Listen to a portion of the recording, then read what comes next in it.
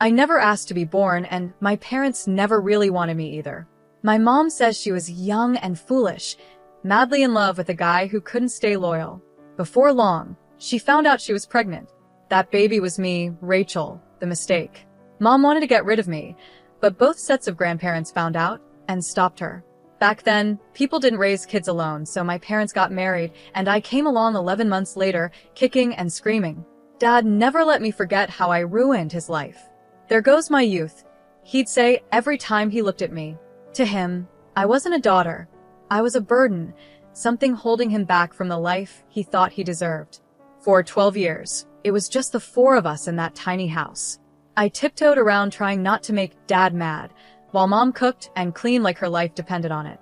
Dad would come home from work with a frown that only got worse when he saw me. Then my little sister Olivia was born the miracle child, the one they actually wanted. After that, I was pushed even more into the background. Rachel, watch your sister. Rachel, be quiet, Olivia's sleeping. Rachel, why can't you be more like Olivia? It was always about Olivia. She got new clothes, while I wore hand-me-downs. She got praised, and I got scolded. She got love, and I learned to live with disappointment. By the time I was 10, I was doing most of the housework, cleaning toilets, mopping floors, dusting shelves. You name it, I did it. Not that anyone thanked me. It was just expected. But there was one thing I didn't mind doing. Cooking. Something about mixing ingredients and creating flavors felt like magic. I remember the first time I made my special lasagna for a family gathering. Aunt Kelly took a bite, and her eyes lit up. Cheryl, this is incredible. When did you become such a great cook? Mom just smiled and took the compliment, soaking up the praise. I stood in the corner, invisible as always. Actually, I made it, I said, trying to speak up. They laughed like I had told a joke. Rachel likes to help in the kitchen sometimes, Mom quickly added, still soaking in the compliments. Isn't that right, dear? I closed my mouth, knowing it didn't matter. No one ever believed me anyway. As I grew up, the kitchen became my escape. While Olivia got all the attention and gifts, I found comfort in cooking. By the time I reached high school, I could make a great pot roast, one even Dad couldn't complain about. Not bad, he'd grunt, stuffing his face. Coming from him, that was high praise. But cooking wasn't just about feeding my family. I had bigger dreams. Every night, I'd imagine my own restaurant, full of happy customers enjoying my dishes. One night at dinner, I couldn't hold it in any longer. I want to open a restaurant someday, I blurted out. The silence that followed was overwhelming. Then Olivia snickered. You? A restaurant? Mom looked worried, like I had just said I wanted to be an astronaut. Dad didn't even bother looking up from his plate. Restaurants fail all the time. You'd be broke in a month, he said. But I'm good at cooking. Everyone likes my food. I protested. Everyone likes free food, Dad scoffed. That doesn't mean they'd pay for it. Olivia chimed in with her sickly sweet voice. Maybe you could work at McDonald's, Rachel. I hear they're always hiring. When it was time for college, I had my heart set on the best culinary school I could find. To my surprise, Dad agreed to pay for it. This is your inheritance, he said gruffly. Don't expect anything else. The house, the savings, that's all going to Olivia. I should have felt hurt, but I was too excited about culinary school to care. This was my chance to prove myself, to learn from real chefs and get better at what I loved. College was a whirlwind of chopping, sautéing, and baking. For the first time in my life, I felt like I belonged. My classmates appreciated my cooking, and my instructors praised my creativity. But reality hit hard after graduation. With no money for my own place, I had to move back home. The difference between my exciting college life and my family's coldness was huge. So, you're a chef now? Olivia smirked over dinner. Does that mean you'll be doing all the cooking from now on? Before I could answer, Mom jumped in. That's a great idea. Rachel can cook, and you can focus on your studies, dear.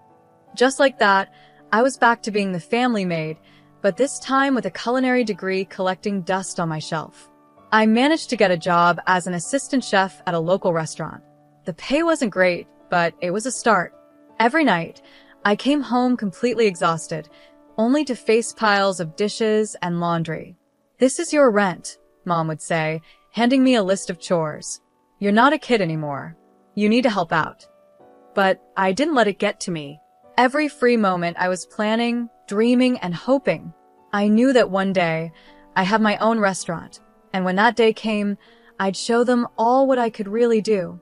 3 long years passed, each day feeling the same. I cooked, I cleaned, I worked hard at the restaurant, and I watched as Olivia got everything I had always wanted. The day Olivia started high school, Dad came home with a huge grin on his face. "Olivia, honey, come see what I got you," he called out. We all went outside, and sitting in the driveway, like a shiny slap in the face, was a brand new car. "A car? But I don't even know how to drive yet," Olivia said, eyes wide with surprise. Dad laughed and tossed her the keys. "You will soon enough. My girl deserves the best from the start." I bit my tongue so hard I could taste blood. When I turned 17, I got a second-hand bike, and that was only because I needed it to get to my part-time job. And it didn't stop there. Every week, there was something new for Olivia. The latest iPhone, a MacBook Pro, designer clothes. They even renovated her bedroom, turning it into something that looked like a luxury hotel room. Meanwhile, I was still in my old room, with the same faded wallpaper and the same squeaky bed I'd had since I was 12. At least the spiders kept me company, right? I started thinking about moving out. Maybe I could find a roommate and share the rent on a tiny apartment. Anything would be better than this constant reminder of how little I mattered. But then Christmas came around. I had been saving up, determined to get everyone nice gifts for once, to show them I wasn't the failure they thought I was. I ended up buying lottery tickets for everyone, not the cheap scratch-offs, but tickets for the big jackpot. Christmas morning came, and I handed out the envelopes, trying not to look too eager. Mom opened hers first, and her face dropped. "Oh, lottery tickets," she said. Dad snorted. "What is this, a gas station gift?" Olivia didn't even bother opening hers. She just rolled her eyes. "Gee, thanks, Rachel. Really thoughtful." Mom tried to sound nice, but her voice was dripping with fake sweetness. "I guess since Rachel didn't really get us anything, she won't be expecting any gifts either." "That seems fair, doesn't it?" Mom said, her voice cold. I felt a lump in my throat. Without saying a word, I snatched the lottery tickets from Dad's hand. "You know what? I'll take them. Merry bloody Christmas." I stormed out, ignoring their shocked faces. Who cared about their family dinner anyway? I texted my coworker Lauren. "Hey, you still at the restaurant? Mind some company." An hour later, I was sitting at the bar of the closed restaurant, sipping cheap champagne with Lauren. As the night went on, we swapped stories about horrible families and crushed dreams. It wasn't exactly a warm, cozy Christmas, but at least I didn't feel so alone. A few days later, I was at work, same as usual. During my break, I checked my phone and saw a missed call from an unknown number. Probably just another scam, I muttered, tossing the phone aside. But then it rang again, same number. Curiosity got the better of me, and I answered. "Hello, is this Rachel Jackson?" A cheery voice asked. "Yeah, who's this?" "This is Kelly from the State Lottery Commission. I'm calling to inform you that you're holding a winning ticket." I almost dropped the phone. "What? Are you serious?" "Absolutely. One of your tickets matched all the numbers in the Christmas drawing. After taxes, your winnings come to $900,000. The world spun around me. In a daze, I headed home, my mind racing. This was it, my chance to finally open my own restaurant, to prove to everyone what I could do. I burst through the front door, unable to contain my excitement. "You won't believe what happened," I blurted out. They were all sitting at the kitchen table, staring at me like I had grown a second head. I won the lottery. One of the tickets, the one I was going to give Mom, it won $900,000 after taxes.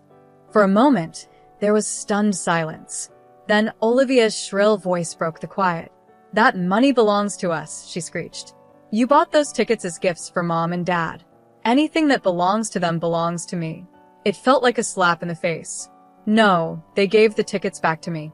They're mine," I said, trying to keep my voice steady. Mom and Dad exchanged a glance. Then Dad spoke slowly. "Rachel, be reasonable. You live under our roof. You owe us." Now hand over that ticket. We'll take care of everything. I stepped back, my hand instinctively going to my pocket where the lottery ticket was. No, I said, surprising myself with how steady my voice was. This is my ticket, my win. I'm going to use it to open my own restaurant. Dad's face turned bright red. Now you listen here, young lady. No, you listen, I shouted, all the frustration from years of being treated like I didn't matter spilling out. I've spent my whole life being treated like I'm less than everyone else in this family. Well, not anymore. This is my chance, and I'm taking it. If that's how you feel, Mom said coldly, then you can get out of this house. Now. I looked at them, these people who were supposed to love me no matter what, and in that moment, I saw them clearly for the first time. Fine, I whispered. I'm gone. I stormed upstairs, packed a few clothes and essentials into a bag and walked out. They watched me leave, probably thinking I'd be back in a couple of days, begging to return. But they couldn't have been more wrong.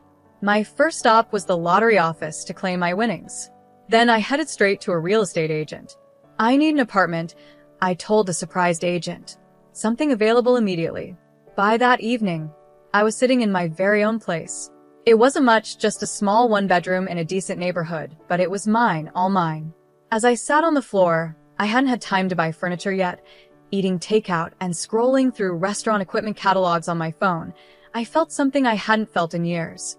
Hope. First things first, I needed a solid business plan. I spent weeks glued to my laptop, researching, crunching numbers, and planning every single detail. After what seemed like endless revisions, I finally had a plan I was proud of. Next step. Finding the perfect location. I searched the city for the right spot, and eventually, I found it a small, rundown place that had been vacant for years.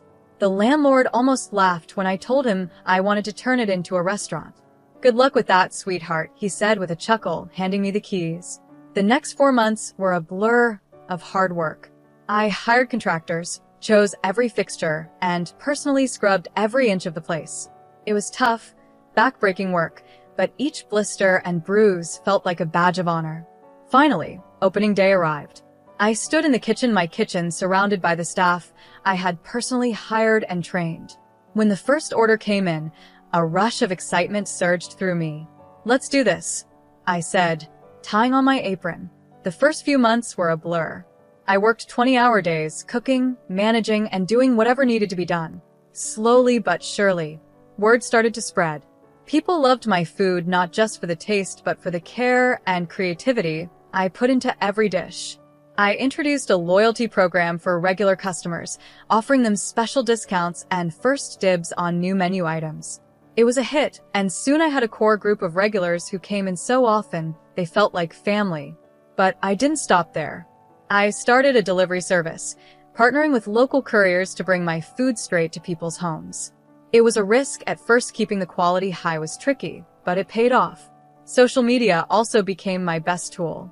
I posted daily specials, behind-the-scenes videos from the kitchen, and talked with customers online. My follower count grew, and so did my customer base. 3 years in, I was finally turning a profit. It wasn't a huge amount, but it was something.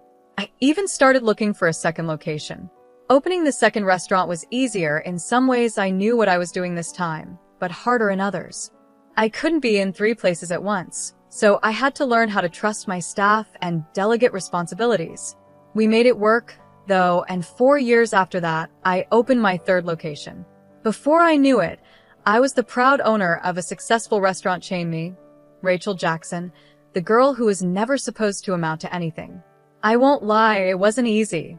There were nights I cried myself to sleep, wondering if I'd taken on too much. Days when I wanted to quit and give up. But every time I walked into one of my restaurants, saw happy customers, and smelled the amazing food, I knew it was all worth it. One Saturday, I was in my office, going over the finances for my newest restaurant, when my phone rang. I glanced at the screen and froze. It was a number I hadn't seen in years. Home. For a moment, I thought about letting it go to voicemail, but curiosity got the best of me. I answered cautiously. Hello? Rachel, it's Mom. Her voice was hesitant. Look, I know we haven't been on the best terms, but we need your help. It's about Olivia. Of course, it was about Olivia.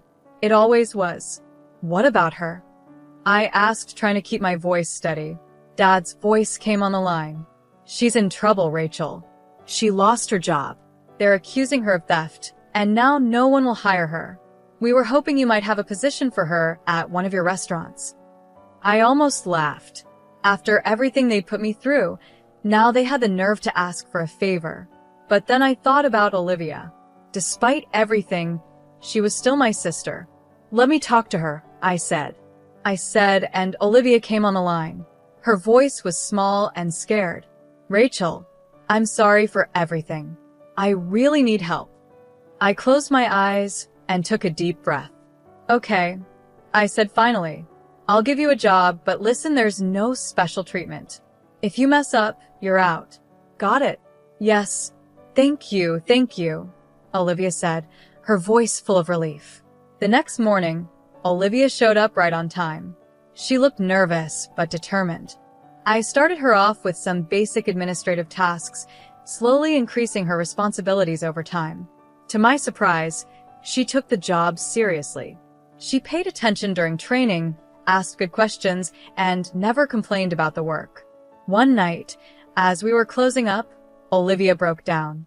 I need to tell you the truth, she sobbed. I didn't steal anything from my last job. My boss, he tried to force himself on me. When I said no, he fired me and spread rumors that I was a thief. I felt a surge of anger. Why didn't you report him? Who would believe me over him? Olivia wiped her eyes. I was so scared, Rachel. I didn't know what to do. I believe you, I said, pulling her into a hug. And I'm going to help you, okay? We'll figure this out together. Over the next few weeks, I focused on teaching Olivia everything I knew about running the restaurant. She soaked up the information like a sponge, eager to learn and prove herself. As I watched her confidently handle a rush of customers one day, I felt both proud and uneasy. Olivia was turning out to be a quick learner and a hard worker, but a little voice in the back of my mind warned me not to let my guard down completely. At first, everything seemed perfect. Olivia threw herself into the job with more enthusiasm than I'd ever seen from her before. She was always the first to arrive and the last to leave, taking on extra shifts and volunteering for the toughest tasks. But then, I started hearing whispers. At first, I brushed them off as typical workplace gossip, but the rumors kept growing louder. One day, Paul, my head chef, pulled me aside. I think you need to know something, he said. Your sister, she's been saying things, stirring up trouble. A chill ran down my spine. What kind of things? I asked.